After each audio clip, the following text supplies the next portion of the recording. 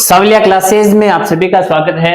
आज की क्लास में हम प्रसूति तंत्र व स्त्री रोग के बारे में बात करेंगे। दोस्तों, प्रसूति तंत्र को जब आप देखोगे तो जो प्रसूति तंत्र है वो दो शब्दों से मिलकर बना है, प्रसूति प्लस तंत्र। ठीक है, जहां पर प्रसूति का अर्थ है प्रसव, जन्म देना, पैदा करना या फिर उद्भव करना, और जो तंत्र है उसका अर्थ है शास्त्र या फिर विज्ञान। मेडिकल साइंस की वह शाखा, मेडिकल साइंस की वह ब्रांच जिसमें बच्चे के जन्म के बारे में अध्ययन किया जाता है, प्रसव के बारे में अध्ययन किया जाता है, प्रसव से रिलेटिव बीमारियों व उसके उपचार से संबंधित विस्तृत वर्णन मिलता है, उसको प्रसूति तंत्र कहते हैं। ठीक है, जहां स्त्री रोग की बात करें, स्त्री रोग, स्त्री का अर्थ है स्तय और रोग का अर्थ है पीड़ा। स्तय का अर्थ होता है वापस जो महिला गर्भ का वहन करती हो, गर्भ का वहन करने वाली। ठीक है, ऐसी महिला, ऐसी स्त्री जो गर्भ का वहन करती है उसको स्त्री बोलते हैं, और गर्भावस्था के दौरान होने वाली बीमारियों का अध्ययन जिसमें किया जाता है उसको स्त्री रोग कहते हैं। दोस्तों, वैसे मेल और फीमेल में जो बीमारियां होती है वो सेम होती है, वो चाहे सर्दी जुकाम हो, खांसी हो, बुखार हो, कैंसर हो, जितनी भी महामारियां हैं, बीमारियां हैं, वो मेल में भी बराबर होती है और फीमेल में भी उसकी सिम्टम्स बराबर दिखाई देते हैं। लेकिन गर्भावस्था के दौरान होने वाली बीमारियां केवल गर्भ धारण करने वाली महिला के अंदर ही होती है। इसीलिए पर्टिकुलर जो गर्भावस्था में होने वाली बीमारियां हैं उसका अध्ययन हम स्त्री रोग विज्ञान में करते हैं। स्त्री रोग को जब आप आयुर्वेद में पढ़ोगे तो आयुर्वेद को 8 अंगों में डिवाइड किया है। ठीक है, आयुर्वेद के 8 अंग, पहला है काय चिकित्सा,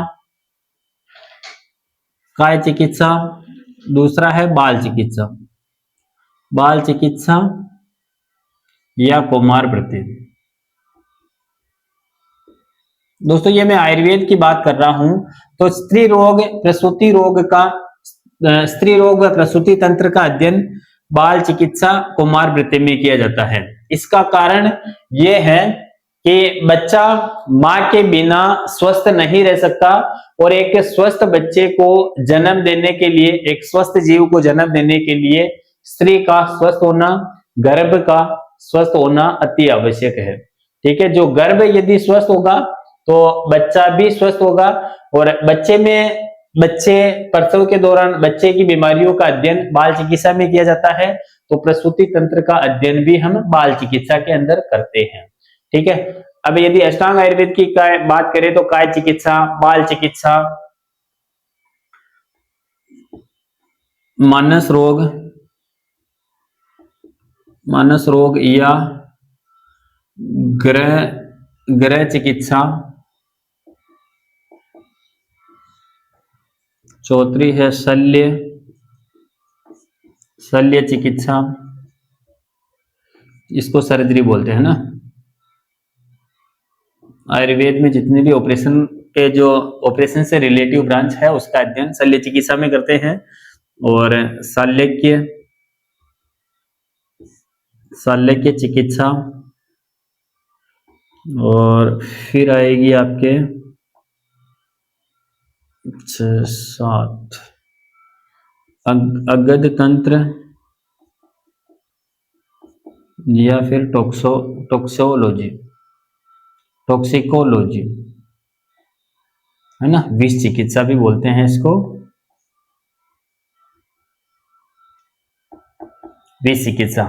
यदि किसी व्यक्ति को विषैले जानवर ने काट लिया या फिर किसी ने विष वगैरह का सेवन कर लिया, फूड पॉइजनिंग हो गई, तो उसका अध्ययन विष चिकित्सा अगत तंत्र के अंदर करते हैं। और सातवीं है रसायन या फिर जरावस्था, ठीक है। और आठवीं है आपकी वाजीकरण, ठीक है। ये अष्टांग आयुर्वेद के नाम है, सबके लिए इंपॉर्टेंट है। काय चिकित्सा, बाल चिकित्सा, मानस रोग को ग्रह चिकित्सा भी बोलते हैं, और इसी को वापस भूत विद्या भी बोलते हैं, भूत विद्या, ठीक है। भूत विद्या, शल्य चिकित्सा, शल्यक्रिय, अगत तंत्र, रसायन, जरावस्था, और लास्ट में आती है आपकी वाजीकरण, ठीक है। तो प्रसूति तंत्र व स्त्री रोग की जब बात करें तो बाल चिकित्सा के अंदर इसको विस्तृत वर्णन मिलता है, और बाल चिकित्सा के अंदर ही स्त्री रोग प्रसूति का अध्ययन किया जाता है। अब प्रसूति तंत्र को अंग्रेजी मॉडर्न मेडिकल साइंस में ओब्स्टेट्रिक्स कहते हैं, मॉडर्न मेडिकल साइंस,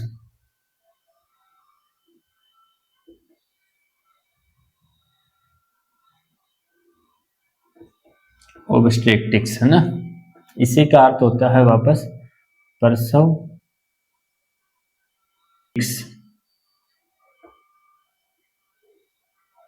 प्रसूति तंत्र, ठीक है। इसको मिडवाइफ, ऐसी महिला जो प्रसव कार्य में चिकित्सक की सहायता करती है उसको मिडवाइफ कहते हैं। आज से 10, 20, 50 साल पहले डिलीवरी का जो कार्य था वो सेन समाज की महिलाएं करती थी, और आज भी गांवों में सेन समाज की महिलाएं डिलीवरी का कार्य देखती है और डिलीवरी करवा देती है, और सेफली डिलीवरी करवा देती है। तो सेन समाज को यहाँ पर गर्व करना चाहिए, क्योंकि सेन समाज के अंदर अच्छे अच्छे वैद्य हुए हैं, और सेन समाज में अच्छी अच्छी डिलीवरी करवाने वाली महिलाएं हुई है। इनको महिला से संबंधित, महिला से रिलेटिव बीमारियों का व्यवस्थित नॉलेज है, और इनके पास वर्षों से डिलीवरी करवाने का अनुभव है, तो वो घर पे भी सेफ डिलीवरी करवा सकती है, नॉर्मल डिलीवरी करवा सकती है। आज भी गांवों के अंदर किसी का डिलीवरी के अंदर जैसे प्रसव पीड़ा होती है, लेबर पेन होता है, तो वो सबसे पहले सेन समाज की महिलाओं के पास जाती है, और ये जो औरतें हैं वो गांव में सेफ डिलीवरी करवा सकती है, ठीक है। तो अब मॉडर्न मेडिकल साइंस में जो महिला प्रसव के दौरान चिकित्सक की सहायता करती है उसको मिडवाइफ बोला जाता है, ठीक है। तो स्त्री रोग का अर्थ समझ में आ गया, स्तय जो गर्भ का वहन करती है उसे स्त्री कहते हैं, और उसी दौरान जो पीड़ा होती है, जो बीमारियां होती है उसको स्त्री रोग कहते हैं। प्रसूति का अर्थ प्रसव, जन्म देना है, और इसी को वापस प्रसव को अपन लेबर बोलते हैं, लेबर, और प्रसव पीड़ा जो होती है उसको लेबर पेन बोलते हैं,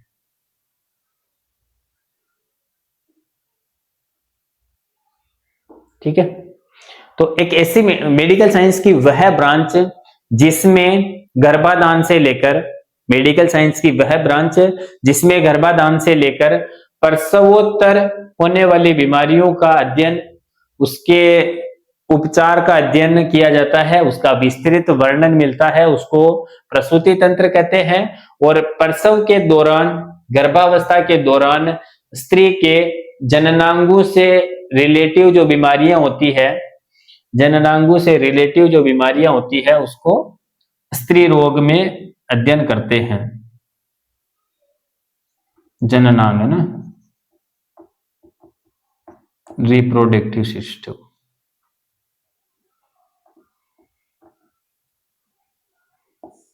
फीमेल मतलब है ना, फीमेल के रिप्रोडक्टिव सिस्टम से रिलेटिव जो बीमारियां होती है उसको स्त्री रोग के अंदर अध्ययन करते हैं, और इसी को हम योनि व्यापद व्याधियां भी बोलते हैं,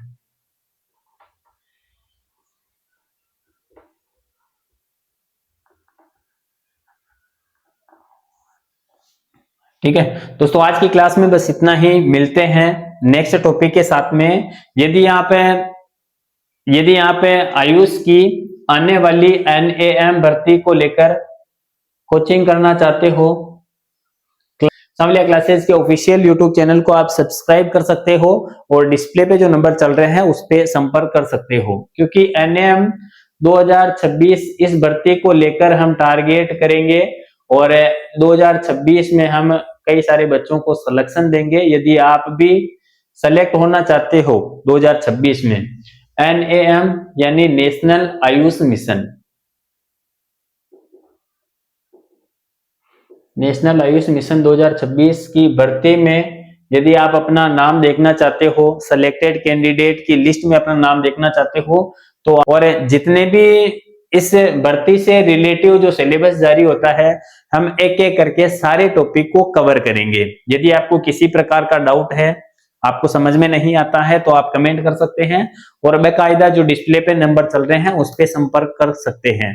दोस्तों, हम ऑनलाइन और ऑफलाइन दोनों बैच स्टार्ट करने वाले हैं। ऑनलाइन इस भर्ती को लेकर, NAM भर्ती को लेकर ऑनलाइन और ऑफलाइन दोनों बैच स्टार्ट तो जल्द हम आपके सामने घोषणा करेंगे। यदि जो भी ऑनलाइन कोचिंग लेना चाहता है, ऑफलाइन कोचिंग लेना चाहता है, वो हमसे संपर्क कर सकता है। गारंटी देते हैं कि जो भी हम पढ़ाएंगे उसी के माध्यम से आपके NAM के क्वेश्चन बनेंगे और हम पूरा प्रयास करेंगे कि NHM की पुराने पेपर हुए हैं और NRHM के जो पुराने पेपर हुए हैं उन सभी पेपर को रिवाइज करवाएंगे और जो भी इंपॉर्टेंट क्वेश्चन जिस टॉपिक से उठाया गया है, जिस टॉपिक से बनता है, उसको हम डिटेल में कवर करेंगे और हम चाहेंगे कि 2026 में आप लोगों का सिलेक्शन हो। तो जो भी ऑफलाइन कोचिंग लेना चाहता है या फिर ऑनलाइन कोचिंग लेना चाहता है वो हमसे संपर्क कर सकता है और इस चैनल को सब्सक्राइब करना ना भूले। मिलते हैं नेक्स्ट नई क्लास के साथ में, तब तक के लिए जय हिंद, जय श्री राम।